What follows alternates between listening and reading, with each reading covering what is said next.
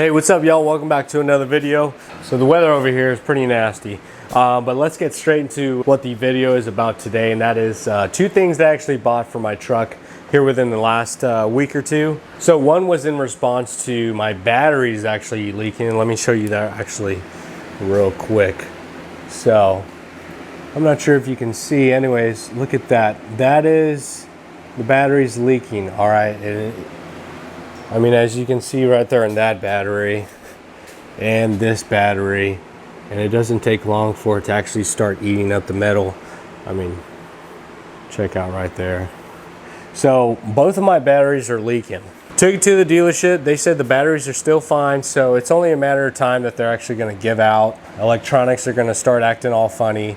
But in response to that, I've really wanted these for the longest time, only because you never know when you're going to need it, and it's quite useful as long as you charge it up. So let me go ahead and show you that, and that is actually the Noco GB150. Here's this big old boy. So this thing's actually pretty beefy, I'll be honest. It's supposed to do a lot of work. So 12 volt, 3000 amp. This one is the GB150. By Noco, so good stuff. Let me go ahead and open this up for y'all. Alright, so let me turn this around. This one's actually rated for a 9-liter gas motor or a 7-liter diesel. So modern day diesel trucks, whether that's a 6.7 Cummins, 6.7 Power Stroke, 6.6 Duramax, this will be able to handle jump starting it without any batteries, period. So I may be having to use this for real here soon, or maybe not. Maybe it'll take a year or so, but I got it now, and you can charge some things that come with some wires, whatever this is. Here's a charging cable. We plug it into a USB. This goes in. So you got your red. You got your positive side, you got your negative side. All right, so here's in, either 12 volt or USB. So I plugged that in to actually charge it. And then here's out, so a USB and a 12 volt. So this thing's got a lot of juice, a lot of great reviews. If you don't have one, you probably know someone who actually does have one. And here are the specs, basically, of this. So this is one of the larger ones, but if you own a modern day diesel, you're going to need something as beefy as this. So this is actually pretty cool. Let me go ahead and turn that on. As you can see, I charged it up. It comes with half battery life. I charged it up overnight, and now it's at full battery life. So, oh, it actually, there's a light. That's pretty cool. So this is actually my first time playing with it. Anyways, this is going to stay in the truck from now on, just in case anything happens. I got a buddy who's got a dead battery. Whip this out and he'll be able to start it no problem. Comes with a user manual. You know, you can nerd out. So, really recommend this if you don't have one. It's taken me so long to get this, but I've wanted one for so long. Found an excuse to, so now it's mine. I still need to do that. I'll probably be doing this within a couple weeks. So next thing I ended up picking up was, and if you haven't seen my fuel additive video, go ahead and check that out. I'll post the link. 2 empty bottles. Now this is my favorite stuff.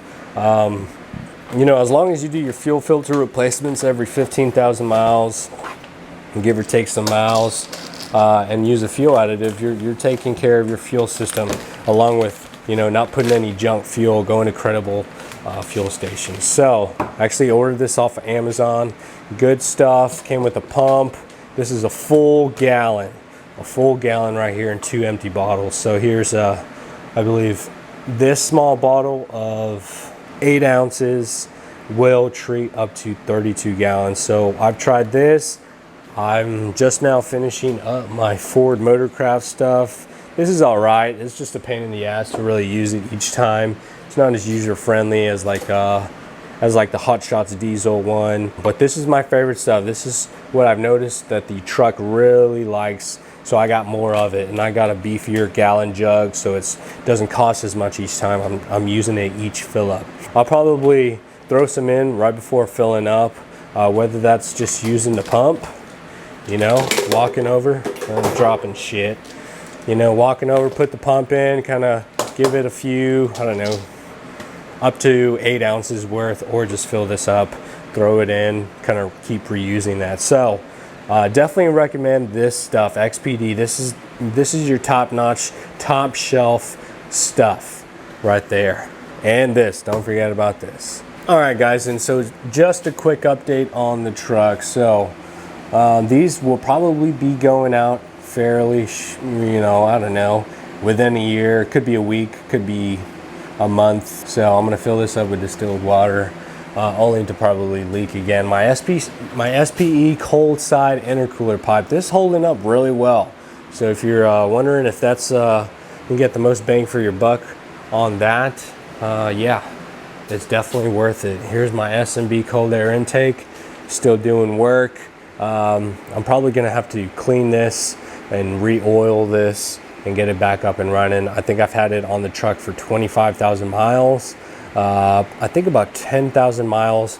I rotated the filter, so I'm using a little different portion for the airflow into the filter. So that's coming along. I'm definitely gonna have to clean that up soon.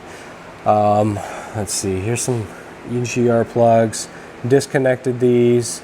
But I'm gonna end up getting some shibby plugs. I did use like rubber glove finger portions and zip tied them, but just due to the heat, they kind of melted off and frayed. Just those two things I wanted to show y'all. I got a gallon size of XPD, good top shelf stuff. I got my jump starter, my charger, take this everywhere, use it for multiple things.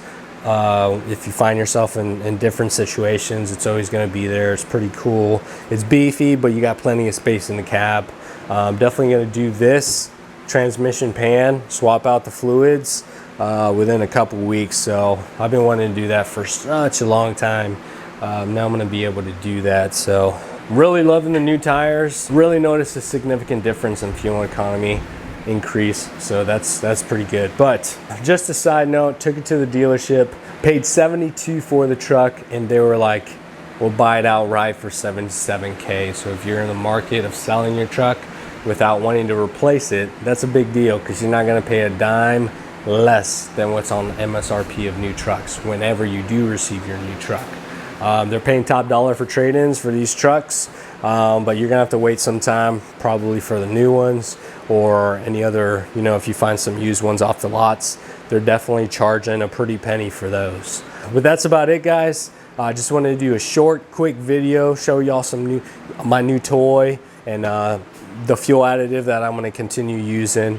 I've tried them all. This is the best stuff that I've noticed a difference in, and how well the truck likes to run on this stuff. So the most I can take care of my fuel system, the better and the longer it's going to last for us. And we all know the CP4s are quite sensitive. So sweating out here. Let me know if y'all have any questions, comments. Let me know down below. But until next time, see y'all.